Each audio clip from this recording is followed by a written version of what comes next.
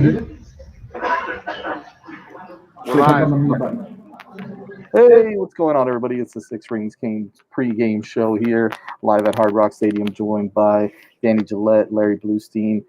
I'm Jazz Santana. Thank you guys for joining us. We'll do a quick preview recap here as the Kings get set to take on the University of Virginia Cavaliers. Obviously, some news that I'm hearing on the way in is Brendan Armstrong, Blue, looks like he's actually going to give it a go today. Is going to start for the Cavaliers. And of course, some news coming from the University of Miami is a couple of guys that are going to be missing the game. Corey Flagg, Michael Redding, what's the other guys? Brevin Jordan, of course, and Xavier Restrepo, just to name a few of the guys that looks like are going to be out. Who's out? Who else? Oh, Tyler Van Dyke. Well, yeah, which would have been nice to see him had the Kings gone up big. You might have been able to see him. So obviously, listen, we're going to rely a lot on some of the other guys playing. Wide receiver Keyshawn Smith is going to have to step up today. Jeremiah Payton, and obviously the top three guys, right? Higgins. Don't I wish it was Higgins? D. Wiggins, Mark Pope, and Mike Harley as well. So, Blue, give me your take on what's going to go on now that we know Brendan Armstrong's actually going to start at quarterback. Gives them a little bit of a different look for Virginia. Yeah, I'll tell you what. I haven't. I was watching this team, Virginia, the last couple of weeks, and the thing that you always have to be wary about, Jazz, is they're a veteran team and they're seniors and they're not going to make as many mistakes and they know what's ahead of them tonight. From the offensive standpoint, if you watch them against Clemson, I was fairly impressed. I mean, they move the ball. They have big guys up front, big, intelligent 23-year-old kids up front. And that's a difference. I mean, especially when you have people who are starting that don't normally start. I look at this game as just like, and I said this to you guys last week, and I'll continue to reiterate it as you can see what's going on in the ACC.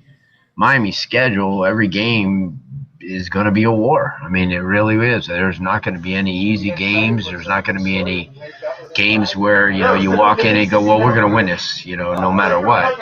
And I feel strongly about that. And that's why these last 4 or 5 games, 6 games, I believe 5 games, the thing that Miami needs to do is they need to get depth. I mean, because, they need to start, bringing some of these receivers like we talked about last week, Jazz, and, especially, now with the Restrepo out, obviously, but that gives you an opportunity to use some of the younger kids.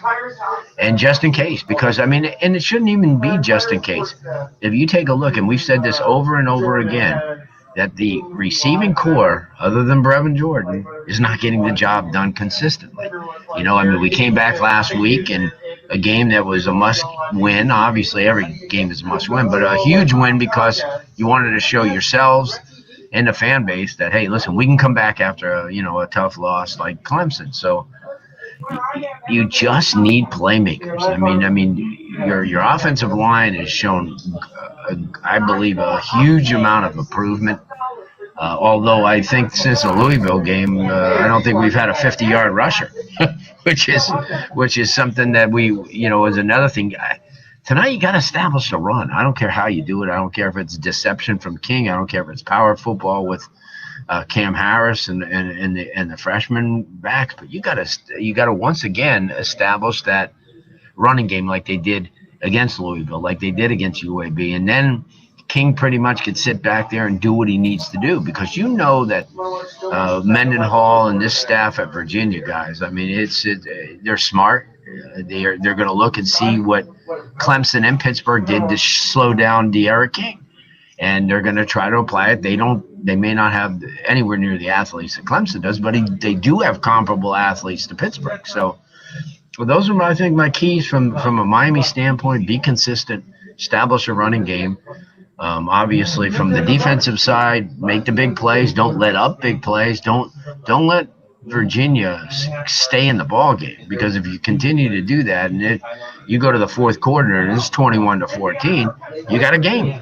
Those are quick observations, but there's no more moral victories the rest of the way for Miami. They got to win out. I mean, they really should win out. They've got the talent to win out. Now they have to have these kids step up and perform. That's bottom line. I want to bring something up real quick, Blue, that you mentioned early on is the fact that the ACC is it's going to be tough, right? It's going to be a war every single week. You see it with FSU, who went out last week and beat Right. UNC, right? Came back today, laid an egg against Louisville. Louisville's starting to get better as well. Pitt only what put up 3 points today against Notre Dame. Notre Dame put up 12 points last week against Louisville. It's all over the place, but now Notre Dame puts up 45 or 52, whatever it is that they put up today. So it's going to be tough this whole entire time. However, I do see Miami, whether it means something or not, being favored all the way through. So you got to continue to play hard. You got to continue to do what you're doing right now and continue to improve, right? Because we know, Lou, Danny, teams are going to continue to do what they've been doing, stack the box, make you beat them on the outside. And yes, we've been talented enough that we can get away with a lot of things with some explosive plays. But as the season progresses, it's going to get tougher because teams are going to have more tape on you and they're going to be more prepared, right? So, Danny, talk to me a little bit about that. Obviously, we want to see the wide receivers play, get some good play today out of the wide receiver position. Talk to me a little bit about that and what it's going to take for Miami to kind of come out and score a lot of points against Virginia.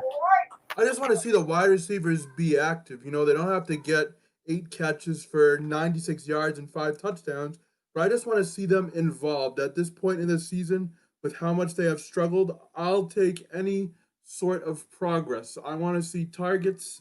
I want to see them be involved in the offense, and I want to see King be able to get them the ball with confidence. I think we can establish the running game, and that's all well and good, but we really need to, and again, I feel like I say this week after week, establish the outside wide receivers. So, although I would love to see them have a big game, right now I just want to see that particular group get some catches, get into a nice rhythm, and they get in. And if one of them gets 6 catches for 35 yards, is that world beating statistics? No. But is that something that we can say, okay, at least we got a little bit of production out of the position? Yes. So at this point, that's all I want to see from them. Production and the ability to move the chains and move the ball forward. Well, listen, you're going to need multiple guys doing that, right? 6 catches, 30, 40, 50 yards, whatever it takes. I want to see the target. I don't only want to see the targets blue, but I want to see separation. I want to see the wide receivers start to make plays, like legitimate, not the busted coverage like Paul last week, but like legitimate plays, right? And then on the other side of the ball, defensive side of the ball, continue to play hard, get pressure on Brendan Armstrong, maybe knock him out early, and then you got these other guys like Stone and another guy that's wearing a number 99 that's going to be your quarterback. At that point, then, I wouldn't say that you can coast. You still got to continue to put the pedal to the metal, but that you're in control. And I need Miami to be completely in control from the beginning to the end. The way I look at it too, and I agree. I 100% agree with what you said. Play this game under control, but at the same time, Miami has a way of making those underdog quarterbacks look pretty good. Danny, I mean, every time you look and they go, well, they have a sub, but that sub usually throws for 190 or 200, and that we have to kind of limit that tonight. Because like I said, they do have an offensive line, and if you watch back at the Clemson game, they provided their quarterback and their running back plenty of protection. I mean, I watched that game again yesterday, and I'm thinking, wow, Virginia. I mean, if anything, they're just not consistent at the quarterback position. I mean, now with the injuries but other than that, man, they're huge. They got some pretty good targets to throw to. They have 2 running backs that can move. So I'm thinking, I agree with exactly what Jazz said. You have to play this game under control. Don't get too far ahead. Keep the penalties to a minimum. And I think that's the one thing we've seen at home. especially there's a lot of penalties in these Yep. games. The FSU game was crazy, and so you got to kind of limit the laundry, and they've got it. But to me, and I'll keep saying it over and over again, Miami has to come out and start running that ball. Use the clock up, come down, take their drives, maybe lead 14-0 at the end of the first quarter, and then, like you guys said, then put it into control. But get that lead. Don't play from behind, because if you have to play from behind, you just, I watched them, in the Louisville game, and it was kind of frustrating. Louisville just didn't have a great defensive plan for Miami that game, but they kept coming back and they kept coming back, and it frustrates you. You want to get out ahead and at least kind of use your defense and make sure your defense just keeps things under control rather than has to win the game with a pick late in the game. Like I said, Miami needs to take care of business early, because I've seen these teams. We see them every week. Look at some of the games on TV in the ACC. When you see a lot of these teams and they're still in the game in the fourth period, and you're wearing a Wake Forest uniform, they say to themselves, "Why shouldn't we be in this game? And why shouldn't we think that we can win?" And we don't have a home field advantage. And that's just, nobody really does. But I mean, Miami, you announce that there's 15,000 seats, and it frustrates me to see like 1,500 people. I would like to see them use those 15,000. You could almost guarantee that today, in the game that I was watching, I believe at Ohio State, would they have 30,000? So Yeah. and that was their, because they have 100, usually over 100 that could fit in there. But I mean, still, Miami, they feed, and the players have said that. That's the crazy thing. The players said we feed off of that energy that the crowd brings. So get out. I agree with Jazz. I agree with both of you guys. Get out there, take a lead, and play this game smart. Don't make mistakes. Don't ruin 70-yard runs by going in motion. If you're gonna make a mistake, really make a good one. Make it be the hold that sprung the guy. Not something away from it. Hey, Danny, I want to go back to you on a couple of points that Blue made. Listen, you got to, obviously we continue to harp on it, right? Play hard, come out firing on all cylinders, get ahead early. You don't want to be in a dogfight at the end. Number one, because listen, the truth of the matter is that's how you start to get guys tired. That's how they make mistakes, right? So you want to keep them fresh. You want to keep them. In the game, focus on the whole game. Although what I've been, obviously we all been noticing, this is still a little bit of a different Miami Hurricane team where you see them focused all the time. You see them in there, ready to go at all times. So, but my biggest thing is, again, I kind of want to go back to um, Virginia for a second here, Danny. A lot of older guys on defense. Blue mentioned this as well, right? Mandy Alonso, who's obviously a kid that transferred from, I believe it was Alabama, right, Blue? Okay. So you've got some strong, some big boys there on that line, and you also got some older veteran guys as well. Look at Jock back there. Hey, there he is. There he is. Look at that guy. You got some guys on that defense that can really play. Right? They haven't shown a lot this year. They've been a little down, but listen, it's an older defense, right? So again, establish the run, right, Danny? Establish the run. Right. Get Cam Harris going early, right? Get the other guys involved as well, and then open it up for the outside for them to score some points down the field. Talk to me a little bit about what you want to see specifically from some of the guys on the outside, like maybe even the older guys, D. Wiggins and Mark Pope and Mike Harley.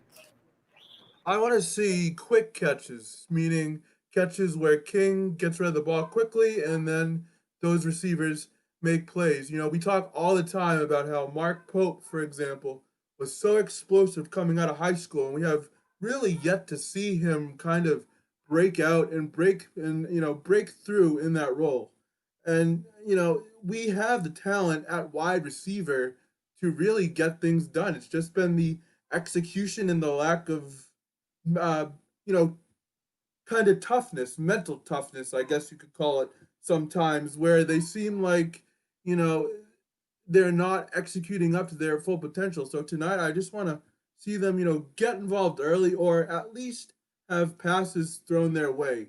They need to be able to make an impact on the outside. And especially Come on. they don't have the luxury of kind of masking their deficiencies at the position. Is Will Yeah. Mallory good? Yeah, but you know at some point you're really going to have to rely on these guys to take over a little bit. So tonight I just want to see them get involved early, maybe have a couple of quick plays thrown to them, and then have them make plays in space. If they can do that, then they can get into a nice rhythm and hopefully really add a positive flow to the offense. Yeah. Yeah, No, I agree. I 100% agree. And to follow that up, Danny, I think that Will Mallory should be targeted at least 6 times tonight. You got to. Look at he's done. Even when they had the penalty last time, and he's got speed, he's got size, he's got he's almost like a nightmare to cover. So why not target him? The worst you could do is he could be incomplete. I'm just saying he's just so big. Yeah. And he's he's a potential game breaker. It's unfortunate. We'll find that out next year, maybe when Brevin Jordan leaves, because of the fact that I'd like to see it now. Now, so he could carry both of them when Jordan is healthy. They both can come back and they could have a tandem that they wanted to have. But I agree with you, Danny, 100%. They need to get people like him involved. He's a reliable guy that wants the ball. yeah, definitely. I think it's going to be important. Maybe Blue or you guys are talking about Pope right now, right? Or Yeah, Mallard.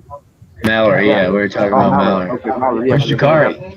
that's the guy. Jakari's over here. Trying to get on already. I definitely want him to talk a little bit about the defense because I think it's important to kind of point out that Corey Flag is going to be out today.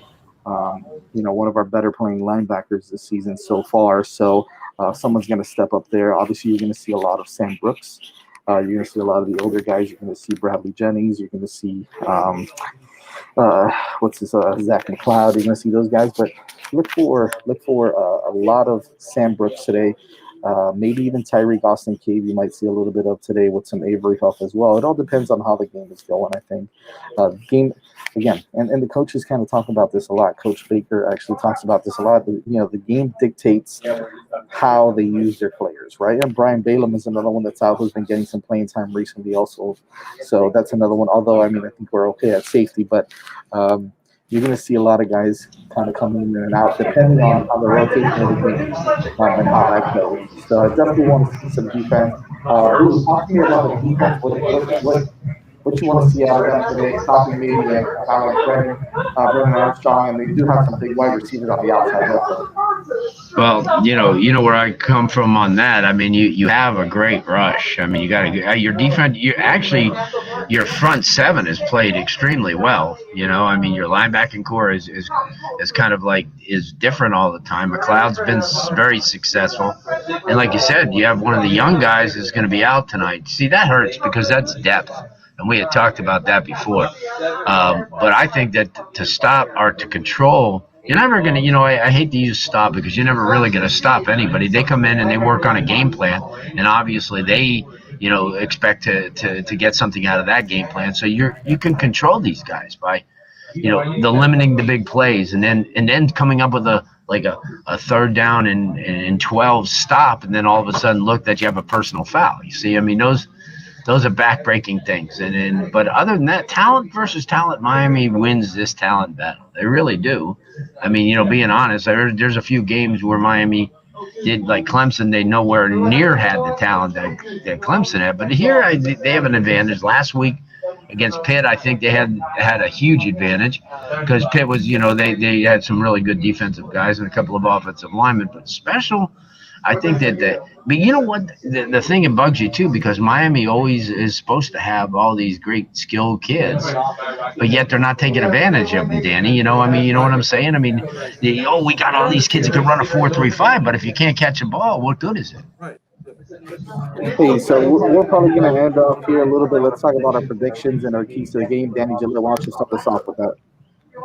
My keys to the game, like I said, get the receivers involved early, get some quick plays where they can get involved and make plays that will help with the rhythm of the offense.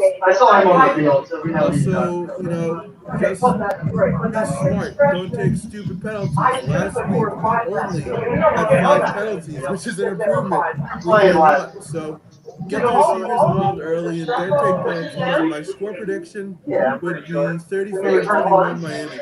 It's going to be a grinded out game, though. It's not going to be as one-sided as my scoreboard may seem. Give me your prediction, Blue. Well, I agree. I mean, and I said this. There's not an easy game left on the schedule, Danny. I mean, when you look at it, Miami really, they're all comparable games. I mean, even North Carolina. But to me, I just think I agree with both of you said. I mean, you made great points in this pregame and talking about keeping everything in front of you and trying to get off to a good start. And I think Miami wins 28-14. All right, guys. So my prediction is I think that tonight it's kind of a coming out party for some of the young wide receivers. So I think we're going to score some points tonight. Brendan Armstrong, I don't think lasts the whole entire game. I think our front four is going to get enough pressure to cause some turnovers and possibly see some second and third string quarterbacks. So members of the media, please rise for the playing of our national anthem. Before the national anthem, I got Miami winning 40-17. We'll see you guys later. Go Kings.